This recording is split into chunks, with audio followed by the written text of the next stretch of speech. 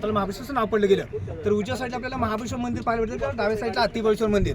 आता तुम्ही महाबळेश्वर मंदिरामध्ये गेला, जे शिवलिंग तुम्ही पाहणार आहे, जे शिवलिंग आहे ते रुद्राक्षाप्रमाणे शिवलिंग आहे. शिवलिंग आहे ते अनादिकाल शिवलिंग आहे. शिवलिंग आहे ते त्रिगुणात्मक शिवलिंग आहे. त्यावरती आपल्याला सेपरेट असे 3 भाग पाहायला भेटतात, ब्रह्मा विष्णू महेश. त्यानंतर जे आपण पंचांग पाहणार आहे, पंचांगीचं गुप्त पाणी आपल्याला त्या शिवलिंगावरती पाहायला भेटते.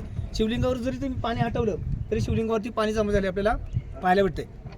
त्यानंतर 6 जानेवारी 1605 साली शिवाजी महाराजांनी जिजामातेंची या मंदिरामध्ये सुवर्णतुला केली. आपल्याला मंदिरामध्ये पाहायला भेटतात. सुवर्णतुला म्हणलं तर एका साईडला जिजामाता आणि एका साईडला सोनं असं 16व्या शतकामध्ये या मंदिरामध्ये झोकलं गेलं होतं. आता मंदिर आहेत ती प्राचीन आहेत, म्हणजे 4,500-5,000 वर्षापूर्वीची सर मंदिर आहेत. दुसरं मंदिर आहे ते पंचांगा मंदिर.